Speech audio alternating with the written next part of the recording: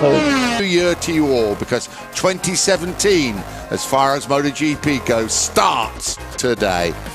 The four rookies coming in: Alex Rins, Johan Zarco, Sam Lowes and Jonas Folger. At least Zarco and Sam Lowes do have some, if limited, previous MotoGP experience. Yeah, of course, I've tested the bike, but it was a few months ago now, and it feels like day one again. And yeah, after riding the Moto2 bike all weekend, when you make the first laps, it's crazy the speed of the MotoGP bike.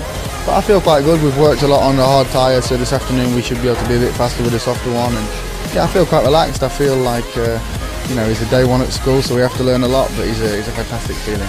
Alex Rins looks very, very nervous indeed. It will be his first ever ride on a MotoGP bike, and there's not many out there that have never ridden the bike before. As Zarco's ridden a MotoGP bike, he rode the Suzuki, didn't he? Folger's not ridden a MotoGP bike before, and Rins looks nervous. I can improve in all my aspects. So this is my first day with the Suzuki bike. No, we don't focus on the setup, just doing some laps for try to know the bike, to know the tires, try to control the acceleration. Johan Zarco, double Moto2 world champion, makes his MotoGP debut. Yeah, the MotoGP is always very impressive, and we never have the front wheel on the floor, and this makes the things difficult for me. So, but it's good feeling, and step by step we are improving. I'm far at the moment, but I know that keep rocking, keep calm, and I need time to improve, so I'm taking this time.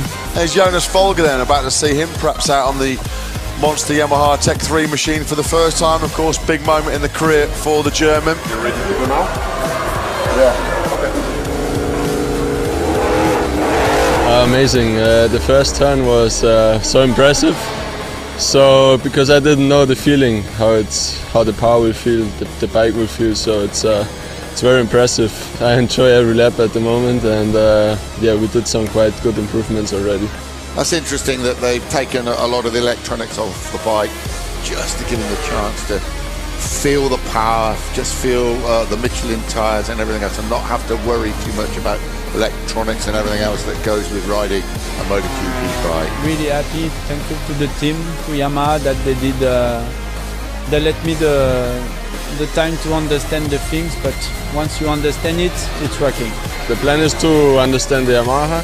I have to understand how I have to change my riding style, and the way to entry, to exit the corner, to use the electronics. So we still have some work to do, a lot of work to do, and I have to learn many things still, but so far I think we can be really happy. Improve my style, make my style more MotoGP way, and we have another test next week where we can start working on different things. But these 2 days just more relaxed, not about lap time, just changing my riding style so that I don't pick any bad habits up before we get started. In southern Spain was the scene for more testing for a number of MotoGP teams. Among those present, new Suzuki rider Andrea Iannone, who spent the first day on Wednesday working with his team on different engine specifications. The Maniac completed a total of 68 laps on what was his final day of testing before January's official test in Sepang. With Iannone's new teammate Alex Rins unable to ride in Quebec because of the injuries he suffered at the Valencia test, Suzuki test rider Takumi Yasuda spent a lot of his time testing different electronic settings and collecting data. The Ducatis were out in force, minus Lorenzo Dovizioso, and it was Avintia Racing's Hector Barbera who topped the timesheets on day one, steering the GP16 to a best time of 1:39.614. Riding the GP17 for the first time was Pramac Danilo Petrucci, with Ducati test rider Michele Pirro also riding the 2017 bike in the absence of Lorenzo Dovizioso. Petrucci's teammate Scott Redding was on the GP60. Fastest on day 2 of testing was Paul Bear Aspar's Alvaro Bautista, the Spaniard posting 1:38.946 on board the GP60. And another Ducati rider who was quick was Avintia Racing's Loris Baz, the Frenchman in the top 3 on the timesheets on both Wednesday and Thursday. An impressive performance indeed on the GP50.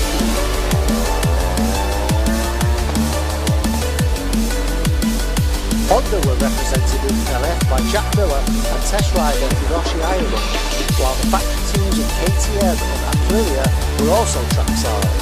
KTM were without Paul Espargaro, who like Lorenzo was only given permission to test for his new team in Valencia, but fellow KTM rider Bradley Smith was in Jerez alongside factory test rider Mika Kallio, who rode for the Austrian manufacturer at the Valencia Grand Prix. And the new Aprilia pair of Aleix Espargaro and Sam Lowes completed more laps on the RSGP. Espargaro the fourth fastest on Thursday, with Lowes feeling his way back after his crash at the Valencia test. Yamaha weren't in Spain this week, opting instead to test at the Sepang International Circuit in Malaysia. Rider field. So it's been some morning, with us for the morning. The big crashes for Alex Rins and Andrea Iannone meant that the session was delayed an hour while fencing was repaired and an air fence put in the edge of a turn 12. After that, we saw some markers go down in the gravel. Some good sections in turn 12. The cool period now, the session has been extended by just new engine. Andrea Dovizioso sit on the GP17, was it? That I will have to confirm. I will. Anytime. We ride the Valentino Rossi. The best can go for him.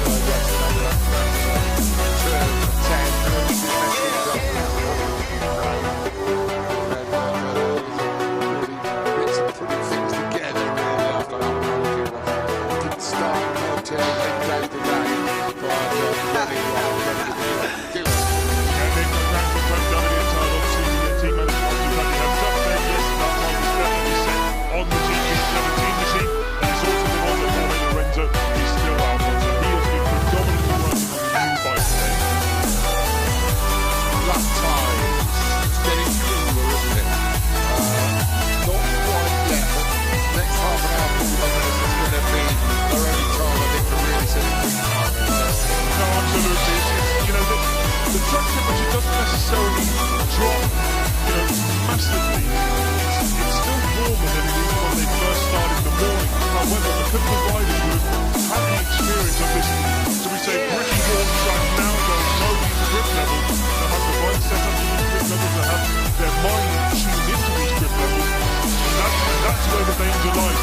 A, because their tyres get a little bit more used, so if they are out there with a quite a heavily used tyre, some of them connect the bar.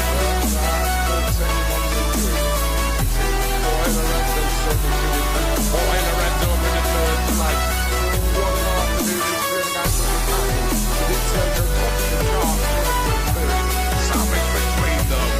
Current world champion Mark Martin. The next to Matt Burks alongside me. Really positive signs for Ducati. The two GP17s already inside that top three. It's the open. Mark Martin currently running second. 8 minutes since we returned. Andrea Dovizioso break to the right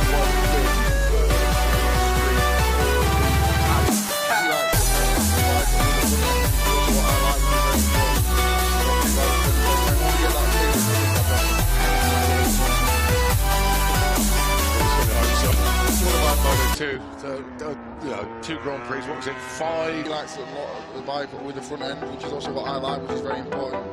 To have 2 riders going the same way, when we get that feeling, I think I'll be able to hang it out a little bit more on it. We certainly hope so. What about Moto 2? 2 Grand Prix, what was it, 5 podium finishes?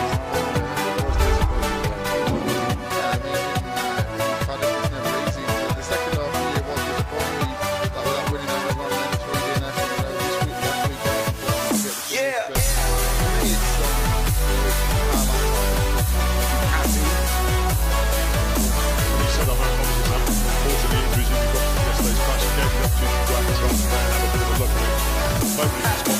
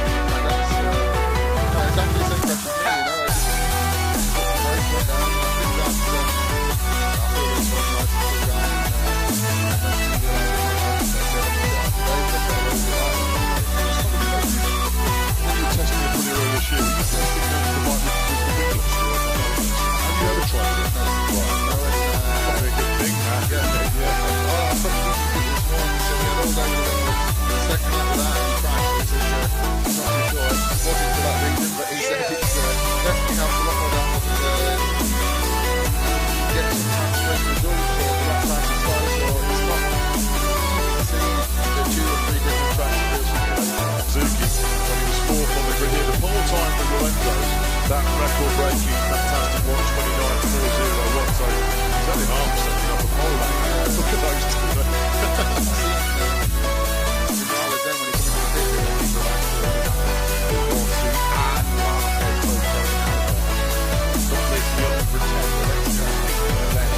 And they do it.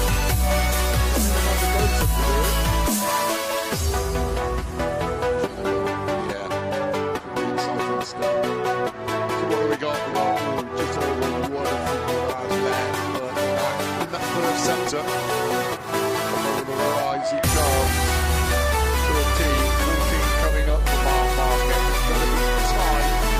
Just lost a little bit of time in sector 2. What about sector 4? The line now as he improved. Well, he hasn't. He lost the game a couple of attempts in that final sector.